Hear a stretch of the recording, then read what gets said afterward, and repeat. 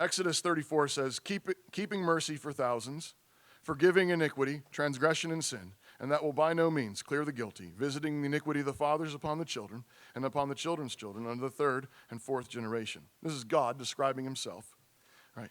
He doesn't clear the guilty. He visits the iniquity of the fathers upon the children to the fourth generation, but he keeps mercy for thousands, forgiving iniquity, transgression, and sin. One of the ways we need to practice this generational mercy and kindness is upstream as well as downstream. So frequently, as you grow up, you're primarily thinking in terms of, okay, my children, and I want to have a good relationship with my children, and I want to forgive them, and I want them to forgive me, and we want to have tender hearts that way, downstream. But we also ought to be thinking upstream. You're also the children of parents and grandparents. And since God works generationally over the course of generations, this means that you have a ministry in both directions. You have a ministry in both directions. And so one of the things we want to do is parents need to make sure they're not harboring any bitterness or resentment toward their own parents or anyone else. One of the ways that you can be sure to give mercy and kindness to your children is by making sure that you're giving mercy and kindness to your parents. It's all connected. There's a stream.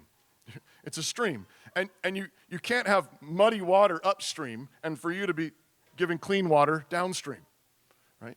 Now, again, you can't control and make your parents or grandparents do everything right.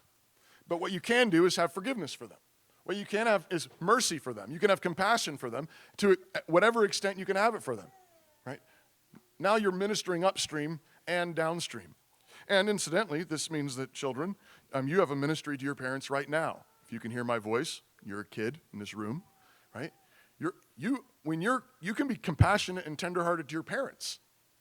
And the older you get, if you're a teenager, you're starting to realize, wait a second, I don't know if my parents are perfect. Maybe you figured that out earlier. So how do you think about that? Right? Are you tenderhearted and compassionate towards them?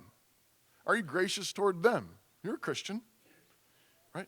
Do you have forgiveness for them? Do you have kindness for them? Do you have compassion for them, right? That's a ministry to them so that even as you grow up and you get married and you have your own kids, you're going to be passing on the clean water of kindness.